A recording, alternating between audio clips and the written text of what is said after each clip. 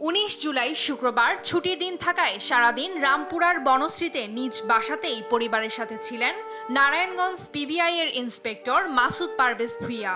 সন্ধ্যায় প্রয়োজনীয় জিনিস কিনতে বাইরে বের হলে দুর্বৃত্তরা তার পরিচয় জানার পর হামলা চালায়। পরে চিকিৎসাধীন অবস্থায় রাজারবাগ হাসপাতালে 21 জুলাই সকালে মারা যান এই পুলিশ কর্মকর্তা।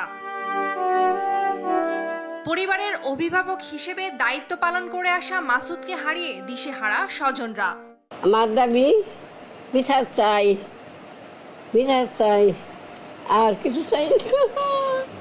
আমাদের কিভাবে ছেড়ে চলে যাবে কখনো কল্পনা করতে পারিনি।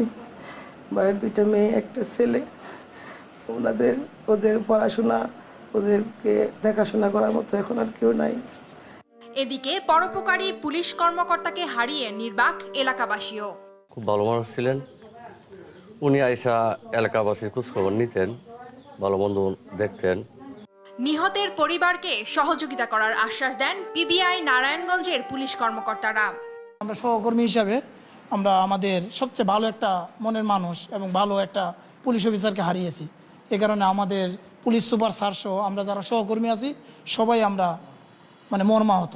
মাসুদ স্যার যারা হত্যা করছে তাদের শনাক্ত করে তাদের প্রয়োজনীয় আইনের আওতায় এনে এবং বিচার কার্যকরী ব্যবস্থা গ্রহণ করতে আমরা সবাই জোর দাবি জানাচ্ছি। আমাদের পুলিশ ডিপার্টমেন্ট থেকে, পুলিশ হেডকোয়ার্টার্স থেকে যে আমাদের যে নিয়ম আছে সেই নিয়ম অনুসারে যা যা সহযোগিতা পাওয়ার সেগুলি সে অবশ্যই পাবে। এটা তো হায়ার অথরিটি বা পুলিশ হেডকোয়ার্টার্সের মন্ত্রণালয়ের তাদের সিদ্ধান্ত অনুসারে এগুলি ডিসিশন নেওয়া হবে পরবর্তীতে।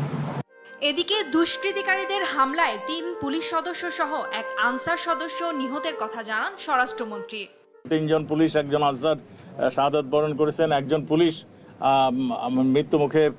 আমাদের এক পুলিশ সদস্যকে মেরে তারপর তাকে ঝুলিয়ে রেখেছেন।